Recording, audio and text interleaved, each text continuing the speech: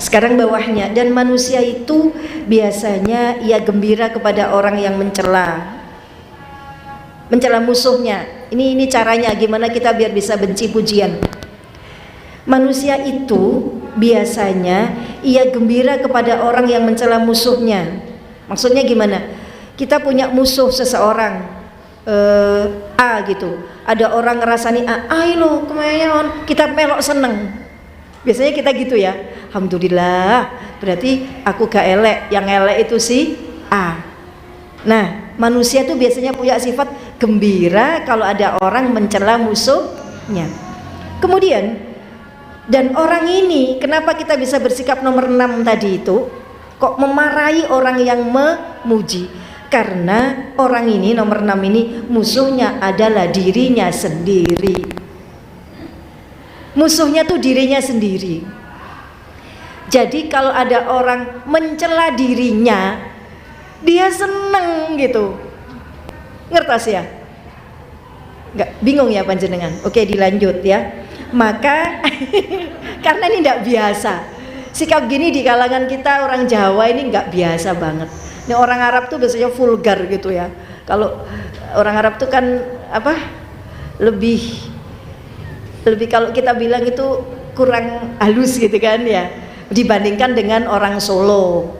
Nah, ini tentu sikap yang tidak biasa. Kita baca, musuhnya adalah dirinya sendiri, maka ia gembira apabila ia mendengar orang mencela dirinya, dan ia berterima kasih kepada orang yang mencacinya atas caciannya, karena dia menganggap dirinya, nafsunya itu musuhnya gitu.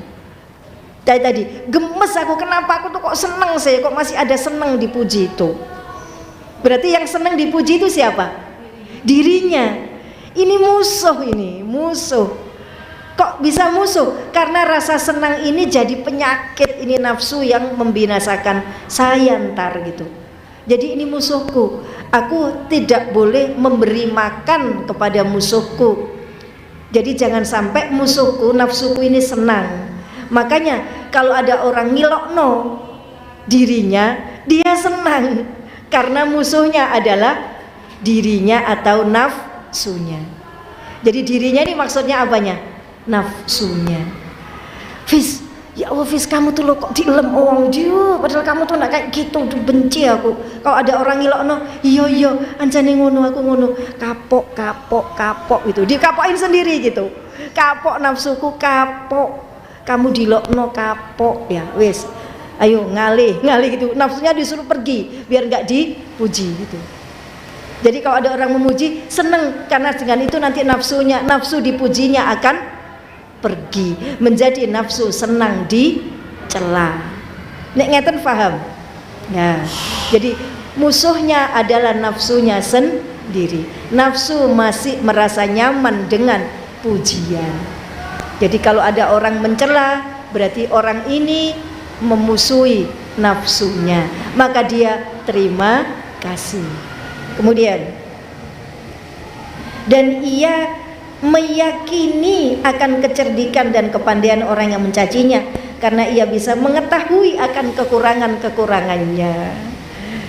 Aduh, pinter sampean ya, kritis, ngerti kekurangan-kekuranganku, ngerti nafsuku.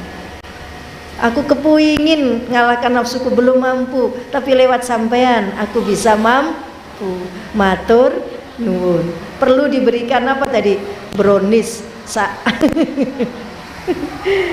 Maka yang demikian itu seperti mencari kesembuhan untuk dirinya. Biar sembuh, Bu. Biar sembuh. Jadi kalau ada orang muji-muji nggak waras-waras nanti kita. Di kalangan para follower, para fans, kita nggak sembuh-sembuh. Jadi kita harus memberanikan diri ketemu dengan orang yang suka mengkritik gitu. Perlu tekad yang sangat kuat agar dirinya apa tadi? Sembuh. Pertamanya sakit, memang sakit. Sakit itu karena luka kita itu masih basah, dikeceruti jeruk. Dia ngomong ceter gitu. Wih, aduh, diperes-peres gitu ya. Tapi nanti luka itu akan sembuh. Seperti ngasih betadin, perih, tapi mari gitu kering gitu. Ini kesembuhan dirinya. Dan adalah yang demikian itu suatu keberuntungan untuknya. Lihat sekarang kita dibalik pemahaman kita. Senang dengan orang yang mencela dan benci dengan orang yang memuji. Pertamanya nggak benci dulu, biasa dulu, nanti kemudian benci. Bukan orangnya ya, dengan apanya tadi? Pujiannya. Karena dengan celaan itu ia bisa merendahkan diri pada pandangan manusia, sehingga ia tidak diuji dengan fitnah manusia. Enak wes, dengan dicela gitu akhirnya aku nggak diuji dengan kepingin dipuji gitu, nggak diuji atau difitnah dengan kepingin dipuji. Ngertos? Fitnah artinya ujian. Fitnah itu artinya ujian. Di surat apa? Juz 25 yang wala taqulu wa antum la tuftanun. Jangan bilang bahwa engkau beriman sebelum engkau diuji. Diuji itu bahasa Arabnya yuftanun, tuftanun. Dari kata-kata fatana, futina, yuftanun, futina, yuftanun. Yuftanun dari fitnah. Fitnah artinya apa? Ujian. Innama amwalukum wa auladukum fitnah. Sesungguhnya harta-harta kalian dan anak-anak kalian fitnah, ujian. Bukan musibah, ujian. Dengan hartamu kamu diuji, tes gitu. Sekarang ini ujian berupa pujian manusia. Kepingin tampak megah, aku nggak diuji dengan itu, wes lulus aku. Wanyen aku serasa seneng di lemok. Aku seneng kok nek dilokno. Gus, sampe lu kata orang wis buta ini lu tambah seneng. Tambah seneng. Meskipun kadang Gus Dur komennya begini ya. Gus, kenapa itu inget nggak waktu anggota dewan gelut? Kata Gus Dur.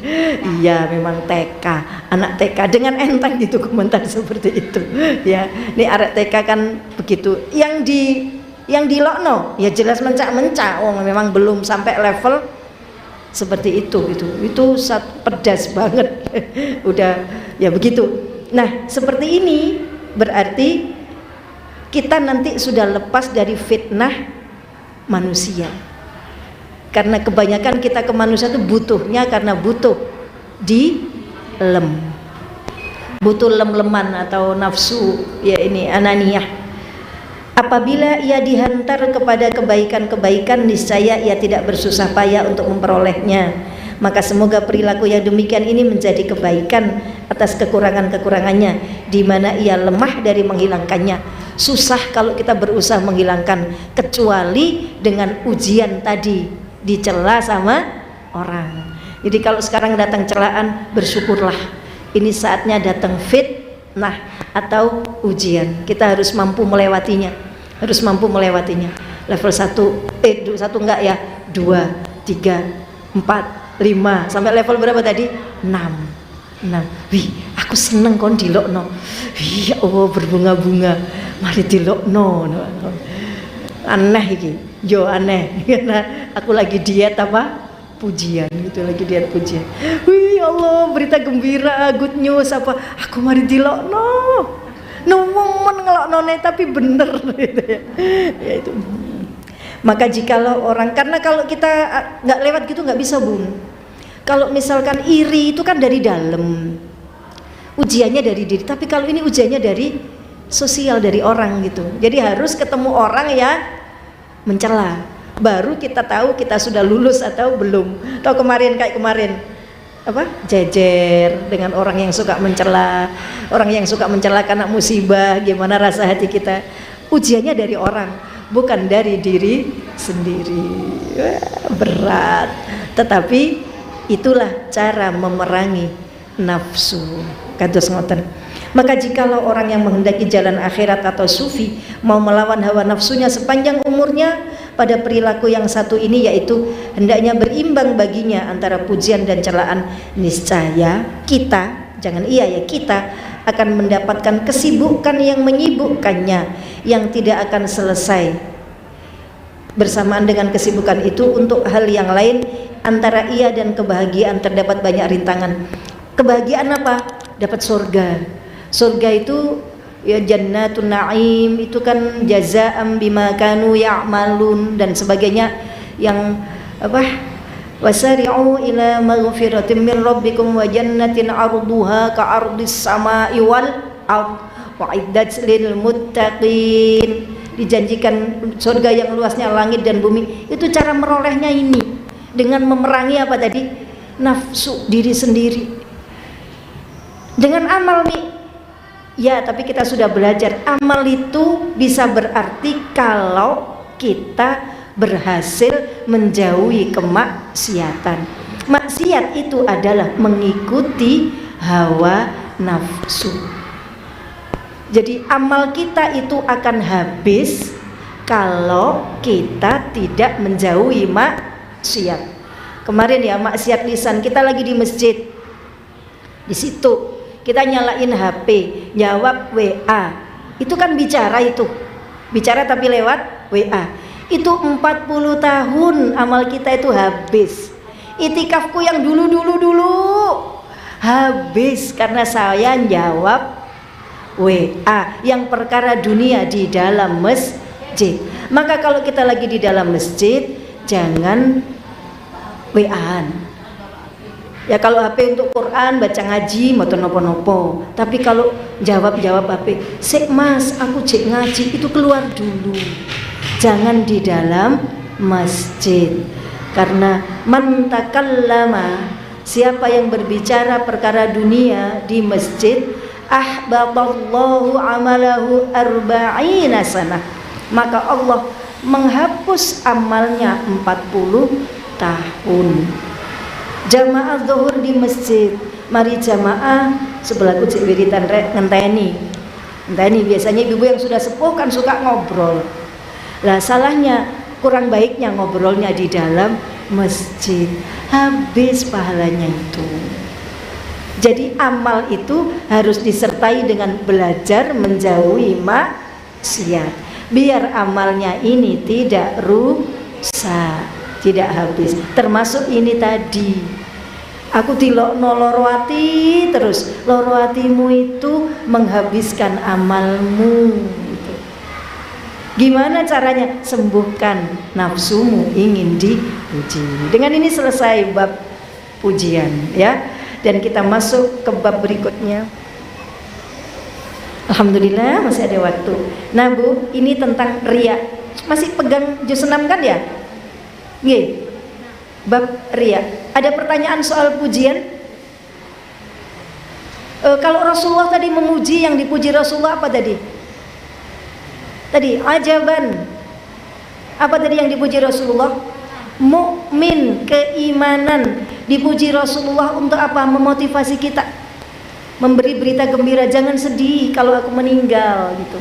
Aku tuh kagum pada kalian, dikasih susah ya sabar, dikasih seneng ya syukur gitu.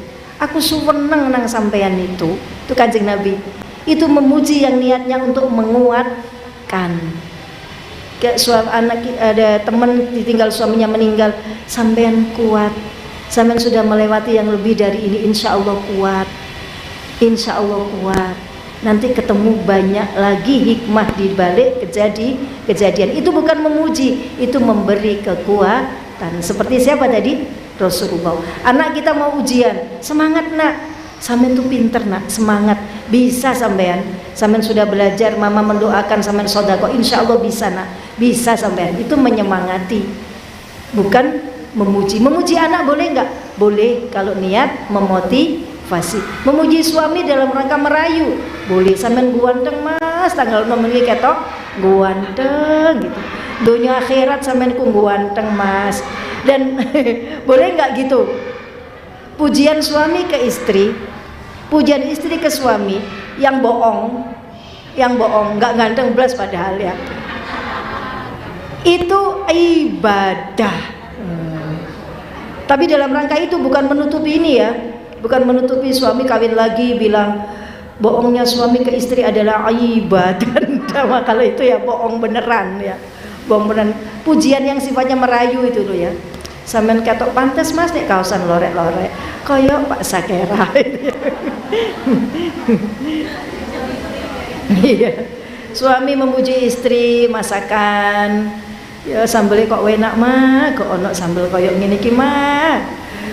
Wis ya tak pangan titik ayo eman-eman. Soale enak. Rasulullah itu kan anu ya. Kanjeng Nabi itu Masya Allah ya.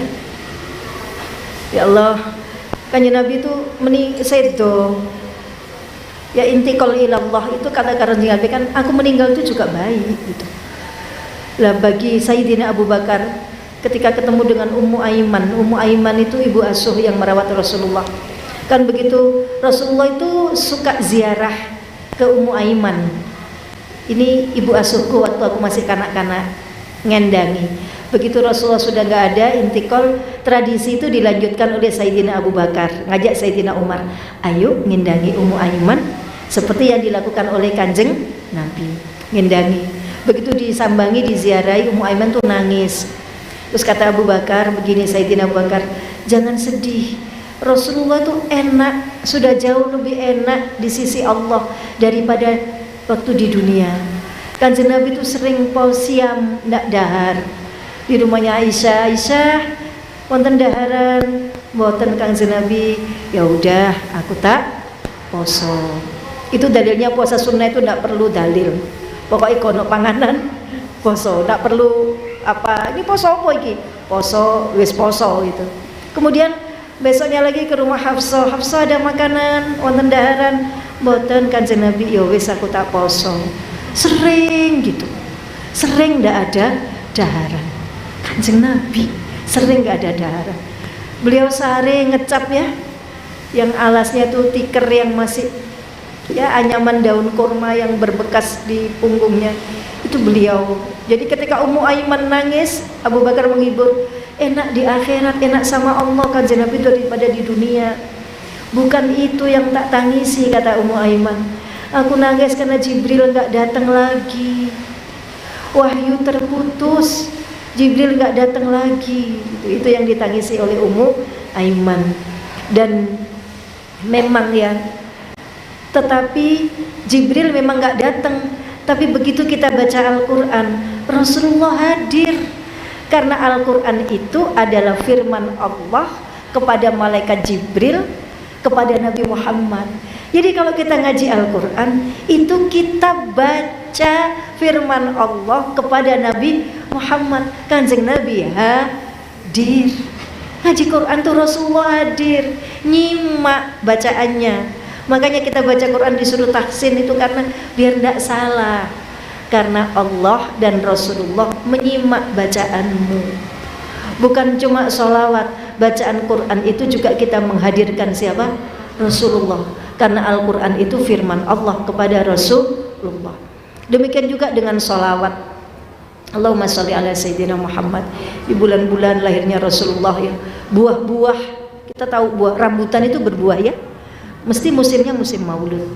Di buah-buah itu semua mengeluarkan buahnya kalau musim maulud. Itu tanda alam itu seneng. Itu kembang tabeboya itu yang jarang berbunga, itu berbunganya tuh saat gini maulud. Dan di Turki itu ada bunga tulip ya. Bunga tulip itu keluar beres bunganya, semua aneka warnanya. Tulip itu ya kita tahu ya, tulip. Saya nggak pernah ke Turki, cuma searching aja warna-warna tulip itu, semua warna itu ada. Merah gitu, gradasi merah. Merah apa ya? Merah bendera, merah bata, merah marun, merah tutul-tutul, merah garis-garis, polkadot, celeret-celeret, semua variasi warna merah itu ada di bunga apa? Tulip.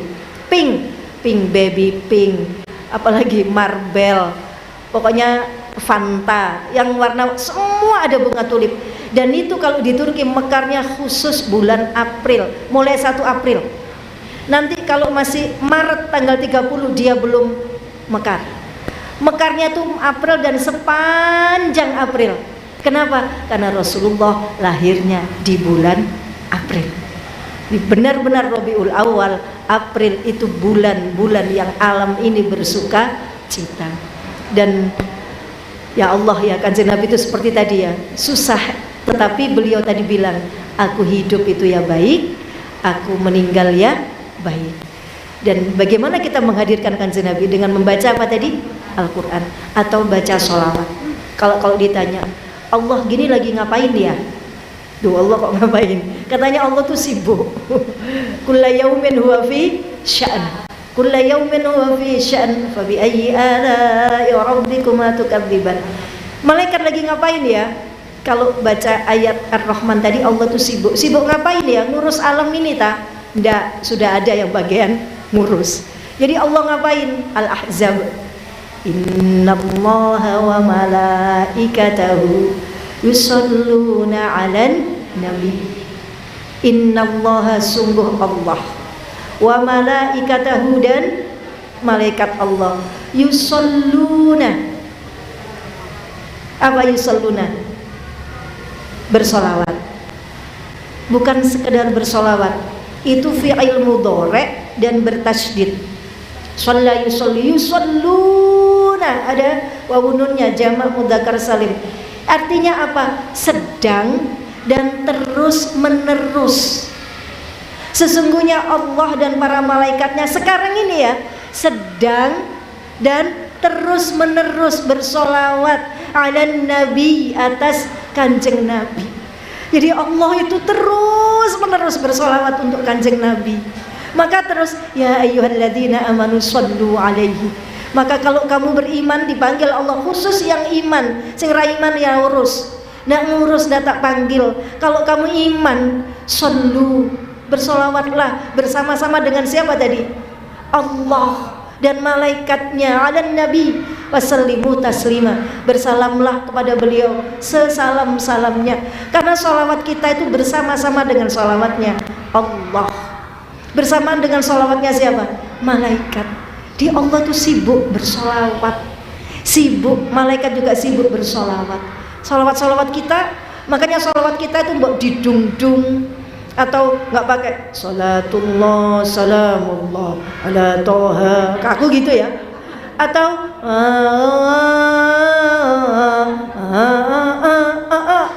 gitu doang.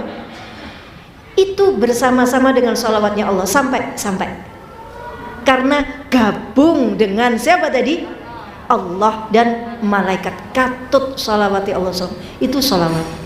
Jadi menghadirkan Rasulullah adalah dengan membaca Quran dan dengan sholawat, dengan tiru sebisa mungkin. Ya, kayak tadi itu, kanjeng Nabi bisa dihina orang senang karena Nabi sudah melewati fase ini, sudah menghilangkan nafsu apa tadi? Senang pujian.